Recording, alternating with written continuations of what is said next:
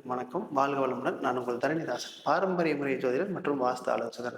நம்ம சேனலை முதல் முறையாக பார்க்குறீங்க, சப்ஸ்கிரைப் பண்ணுங்க. பெல் பட்டனில் ஆல் ஆப்ஷன் ப்ரெஸ் பண்ணுங்க. அப்போ தான் நாங்கள் போகிற அனைத்து வீடியோ உங்களுக்கு காணொலியில் வந்து கொண்டே இருக்கும். இப்போது மேச ராசிக்கு செவ்வாய் பகவான் பயிற்சி பற்றி இந்த வீடியோவில் விரிவாக காணலாம். இப்போது செவ்வாய் பகவான் பார்த்தீங்கன்னா மேச ராசியிலிருந்து ரிஷப ராசிக்கு போகிறாரு. அப்போ ராசியாதிபதியே ரிஷப ராசிக்கு போகிறாரு. அப்போது அந்த காலகட்டத்தில் என்னென்ன பலாபலன் இனிமேல் அனுபவிக்க போகிறீங்க, இதுவரை அனுபவிச்சுக்கிறது என்ன பிளானுங்க இந்த வீடியோவில் விரிவாக காணலாம்.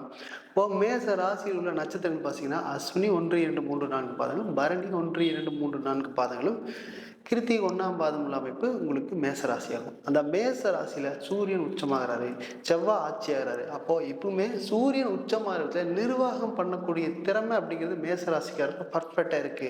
யாராருக்கு என்னென்ன வேலை கொடுத்தா கரெக்டா செய்வாங்கிற தன்மை உங்களுக்கு நிர்வாக திறமை மிக சிறப்பாக செய்யக்கூடிய ராசி அப்படின்னு கேட்டீங்கன்னா உங்களுக்கு மேச ராசி செயல்படுறதுக்கான தன்மை இருக்கு. ஆனா ஒண்ணு, ஏதாவது ஒரு செயல் இருந்து வெளியே வர முடியாம தவிக்கிறதுக்கான தன்மை அப்படிங்கிறது மேச ராசிக்கு இருக்கு.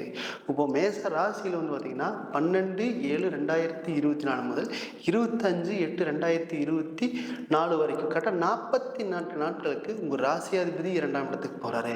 அப்போ இதில் வந்து பார்த்தீங்கன்னா கடந்த காலகட்டங்களில் ராசியிலேயே வந்து பார்த்தீங்கன்னா செவ்வாயே இருந்திருக்காரு. அது 8ஆம் அதிபதியே வந்து பார்த்தீங்கன்னா உங்களுக்கு செவ்வாய் ராசி உங்கள் ராசிலேயே இருந்திருக்காரு.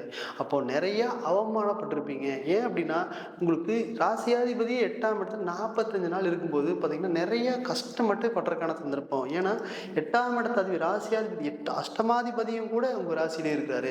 அப்போ பார்த்தீங்கன்னா தொழிலில் நிறைய அவமானப்பட்டிருப்பீங்க. ஏன் அப்படின்னு கேட்டீங்கன்னா நீங்க எதிர்பார்க்குற இடத்துல பணம் வந்திருக்காது. அந்த பணத்தினால நம்ம வந்து தொழில் சரியா செய்ய முடியாத சூழ்நிலை உருவாயிருக்கும். ஏன்னா இந்த தொழிலை விடுறதா வேண்டாமா அப்படிங்கிற ஒரு எண்ணத்திலேயே போயிட்டு இருந்திருப்பீங்க. நல்லா பண்ணவும் முடியாம, நான் நிறுத்தவும் முடியாம, நல்லா ஓட்டவும் முடியாமங்கிற நிறைய வேதனைப்படுறதுக்கான தன்மை இருக்கு. ஏன் அப்படின்னா அந்த அஷ்டமாதிபதி அப்படிங்கிறது உங்க ராசிகளுக்கு வர்றதுனால. அப்போ அந்த இடத்துல பார்த்தீங்கன்னா இந்த தொழிலை வந்து பயங்கரமாக டெவலப் பண்ணணும்னு நினச்சிருப்பீங்க. அது அப்படியே நேர் ஆப்போசிட் ஆயிருக்கு. அதனால உங்களுக்கு நிறைய அவமானப்பட்டிருப்பீங்க. அதெல்லாம் கவலைப்படாதீங்க. பார்ட்னர் எல்லாம் உங்களுக்கு விட்டு ஏமாத்திட்டு போயிருப்பாரு. அதெல்லாம் கவலைப்படாதீங்க. ஏன் அப்படின்னு கேட்டிங்கன்னா உங்களுக்கு ராசியாதிபதி 2ஆம் இடத்துக்கு போறாரு.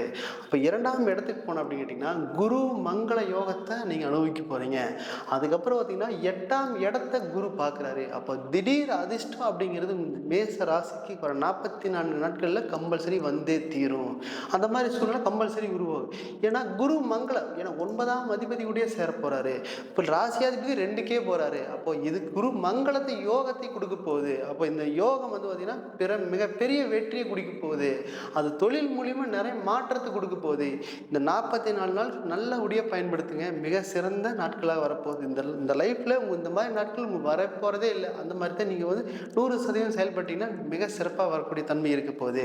இதெல்லாம் யாரெல்லாம் நீங்க வந்து நிமிர்ந்து நடக்கணும்னு நினைச்சீங்கன்னா அந்த வரக்கூடிய 44 நாட்களில் மிக சிறந்த நாட்களாக இருக்க போது நல்லபடியாக பண்ணீங்கன்னா மிக சிறப்பாக இருக்கும்.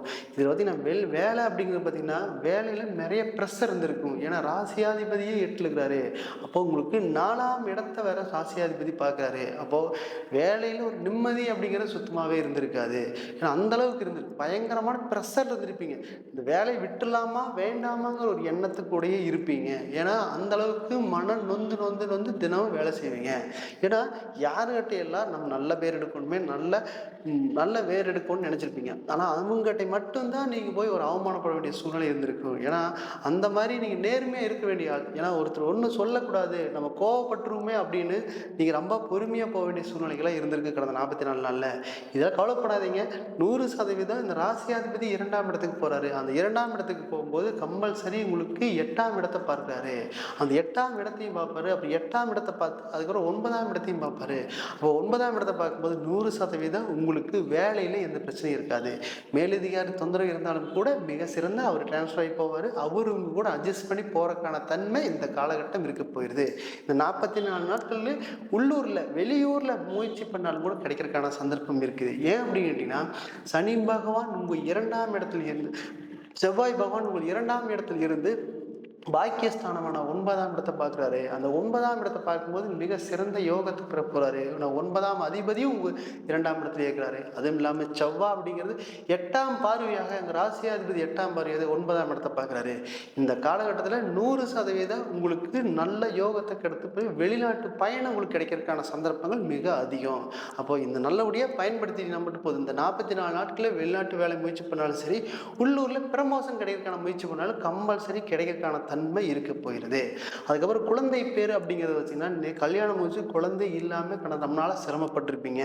ஏன் அப்படின்னு கேட்டீங்கன்னா, உங்களுக்கு கல்யாணம் 7ஆம் இடத்து அதிபதி 8லேருந்து ராசியாதிபதியிலே இருக்கிறதுனால கல்யாண வாழ்க்கையில் நிறைய தொந்தரவுப்பட்டிருக்கும், நிறைய சிரமப்பட்டீங்க. இந்த பிள்ளை கல்யாணத்தை ஏன் முடிச்சோன்னு ஒரு வருத்தம், இல்லை நினைச்ச மாதிரி நம்ம லைஃப் இல்லை அப்படிங்கிற ஒரு வருத்தம், குழந்தை பேர் பிரச்சனை இருந்திருக்கும். கல்யாணம் முடிச்சுட்டு ஒரு 2 வருஷமா குழந்தை இல்லையே, என்னதான் பண்றது அப்படின்னு நிறைய பேர் யோசிச்சிருப்பீங்க. அப்போ இந்த காலகட்டத்தில் பார்த்தீங்கன்னா, ராசியாதிபதி கூட குரு பகவான் சேராரு, சந்திர மங்களத்தை கூட சேர்ந்து 4ஆம் இடத்தை 4ஆம் பார்வையாக உங்களை 5ஆம் இடத்தை பார்க்குறாரு. 5ஆம் இடம்னு குழந்தை பேர் சார்ந்த விஷயம். அப்போ மிக சிறந்த 4ஆம் பார்வையாக 5ஆம் இடத்தை பார்க்கும் பொழுது குழந்தை பேர் சார்ந்த விஷயம் உங்களுக்கு மிக சிறந்த யோகத்தை கொடுக்க போகுது. அந்த குருவும் மங்கள யோகம் சேரும் போது 100% உங்களுக்கு நல்லபடியாக மாற்றத்தை கொடுக்க போகிறது. இந்த காலகட்டத்தில் குழந்தை பேர் சார்ந்த விஷயம் பண்ணி நல்லபடியாக ரிசல்ட் கிடைக்கிறதுக்கான சந்தர்ப்பங்கள் இருக்கிறது. அதுக்கப்புறம் வந்தீங்கன்னா, இந்த திருமணத்தில் கணவன் மனைவி பிரிஞ்சு சில நேர் வாழக்கான தன்மை இருக்க போகுது. ஏன் அப்படின்னு கேட்டிங்கன்னா, இந்த ராசியாதிபதி அது வந்து 8ஆம் அதிபதியே அஷ்டமாதிபதியே உங்கள் ராசி மேலே இருக்கிறதுனால நிறைய குடும்பத்தில் பிரச்சனை இருந்திருக்கு. நம்ம ஒன்று சொல்கிறதுக்கு இல்லை அப்படிங்கிற மாதிரி தான் இருந்திருக்கு. என்ன சொன்னாலும் சண்டை கட்டுறாங்க. நம்ம பேசுகிற வார்த்தையிலிருந்து ஒரு வாய் எடுத்து நான் சண்டை கட்டுறாங்க, ஒரு வார்த்தை எடுத்து சண்டை கட்டுறாங்கன்னு சன்மை மிக நிறைய நொந்து இருக்கிறதுக்கான சந்தர்ப்பம் இருக்குது. அதெல்லாம் நீங்கள் கவலைப்படாதீங்க.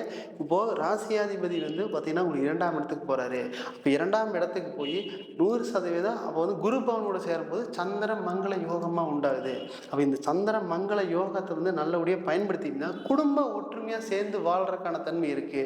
அந்த மாதிரி சூழ்நிலை 100% இருக்கு. இப்போ ஏன் அப்படின்னு கேட்டீங்கன்னா, உங்களுக்கு கம்பல்சரி பார்த்தீங்கன்னா பிரிஞ்சு வாழ வேண்டிய சூழ்நிலை உருவாகும். ஏன்னா அந்த 8ஆம் இடத்துல செவ்வாய் அப்படிங்கிறது பார்த்தீங்கன்னா உங்களுக்கு ராசி மேலேயே வராரு. அந்த ராசி மேலே வரும்போது நிறைய பிரச்சனை மட்டுமே கொடுத்துருப்பாரு. ராசியாதிபதியே உங்களுக்கு செவ்வாய் தான். அப்படி இருந்தாலும் கூட பார்த்தீங்கன்னா, கடந்த காலகட்டத்தில் திருமணம் பண்ணினா நிறைய பிரச்சனையை சந்திச்சிருப்பீங்க. அப்புறம் இது நல்லபடியாக இந்த காலகட்டத்தில் பேசுனீங்க அப்படின்னா 100% உங்களுக்கு நல்ல மாற்றத்தை கொடுக்க போகிறது. சரிங்களா? அதுக்கப்புறம் படிப்பு அப்படிங்கிறது உங்கள் ஜாதகத்தில் என்ன மாதிரி படிப்பு படிக்கணும் அப்படின்னு கேட்டிங்கன்னா, செவ்வாய் குரு மங்கள யோகம்னு சொல்கிறதுங்க. ஏன்னா ஒரு செவ்வாய் அப்படிங்கிறது பெரிய உயர்ந்த கட்டடங்கள் சொல்லலாம். அப்போ இன்ஜினியர் சம்பந்தமான படிச்சிங்க அப்படின்னா 100% கிடைக்கிறதுக்கான சந்தர்ப்பம் இருக்குது. ஏன்னா குரு பகவானும் சேராரு, 9ஆம் அதிபதியும் சேராரு, அது ராசியாதிபதியும் சேராரு. அப்போ இந்த ரெண்டும் சேரும் போது நீங்க இன்ஜினியரிங் சார்ந்த படிப்பு எடுத்துக்கிட்டீங்கன்னா மிக சிறப்பாக இருக்க போகிறது. சரிங்களா? அப்போ இது வரைக்கும் பார்த்தீங்கன்னா விவசாயம் பண்ணியிருப்பீங்க. அந்த விவசாயத்தில் எந்த ஒரு லாபமே இல்லை அப்படின்னு சொல்லிட்டு நிறைய பேர் இருந்திருப்பீங்க. ஏன் அப்படின்னு கேட்டிங்கன்னா, உங்களுக்கு பார்த்தீங்கன்னா குரு பகவான் பார்க்கல, ராசியாதிபதி 8ஆம் அதிபதி அஷ்டமாதிபதி அப்படிங்கிறது உங்கள் ராசி மேலே போய்க்காரு. அப்போ இது என்னதான் போட்டாலும் நஷ்டம் மட்டுமே சந்திச்சிருப்பீங்க. இதெல்லாம் கவலைப்படாதீங்க. உங்களுக்கு பார்த்தீங்கன்னா செவ்வாய் குரு மங்கள யோகம் 2ஆம் இடத்திலிருந்து உங்களுக்கு 4ஆம் பார்வையாக 5ஆம் இடத்தை பார்க்கிறாரு. அந்த 5ஆம் இடத்தை பார்க்கும் பொழுது விவசாயத்தில் மிக சிறந்த யோகத்தை கொடுக்க போகுது. நல்லபடியா என்ன போட்டாலும் நல்லா வர்றதுக்கான தன்மை இருக்கு.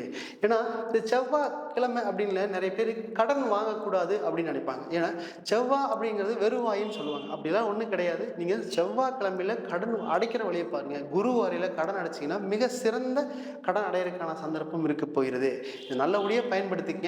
இந்த 44 நாட்களில் உங்கள் வாழ்க்கையில் மேச ராசிக்கு திரும்பி வரப்போகிறதே இல்லை. இது நல்லபடியாக பயன்படுத்தினா மட்டும் போது மிக சிறந்த யோகம் கொடுக்கக்கூடிய நாளாக இருக்குது. இது எல்லாமே மேச ராசிக்கு கோச்சார பலன்கள் மட்டும்தான். இது ஒவ்வொரு ஜனன ஜாதத்திலையும் திசா புத்திக்கு தகுந்த போல் கிரக நிலைக்கு தகுந்த போல் பலன்கள் மாறுபடும்.